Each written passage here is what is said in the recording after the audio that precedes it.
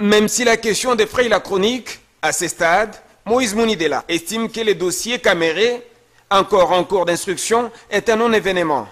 Pour le président du parti Conadé, c'est le verdict qui compte. Je suis dubitatif par rapport à ces dossiers. Il ne suffit pas d'arrêter Vital Caméré. Parce que dans ces pays, on a arrêté les gens le matin et les soirs, on les a libérés. Moi, ce qui m'intéresse, c'est la fin d'une chose qui est son commencement. Est-ce qu'on va remettre au peuple son argent?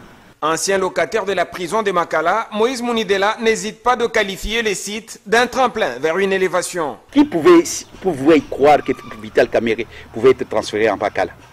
Ça doit nous interpeller, nous les hommes politiques. Parce qu'aujourd'hui, c'est ces gens-là qui sont à Makala. Demain, ça sera d'autres personnes. Donc Makala, c'est un passage de beaucoup d'hommes politiques. Moi d'ailleurs, j'ai toujours dit, la prison, ce n'est pas nécessairement quand tu entres en prison, tu dois y mourir. La prison peut être l'antichambre du pouvoir.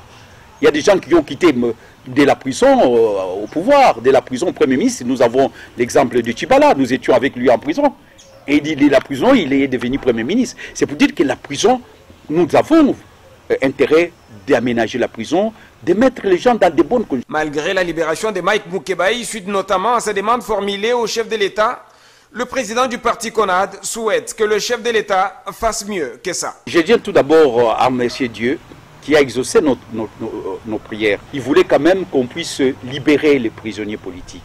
C'est vrai qu'on a parlé des prisonniers emblématiques, mais tous les prisonniers, je dis, à défaut de libérer tous les prisonniers, au moins on doit désengorger la prison, même la moitié. Il y a des gens qui étaient dans les dossiers des musées, qui ont fait 20 ans. 20 ans, c'est toute une vie. Koulouna en cravate qui sont dehors sont plus dangereux que les Koulouna qui sont à Makala. Ce vendredi 10 avril, Vital Caméré aura passé 2 jours à Makala après être entendu par le procureur général près la cour d'appel de Matete dans les dossiers qui l'impliquent dans le détournement de fonds alloués au programme de 100 jours de Félix Tshisekedi.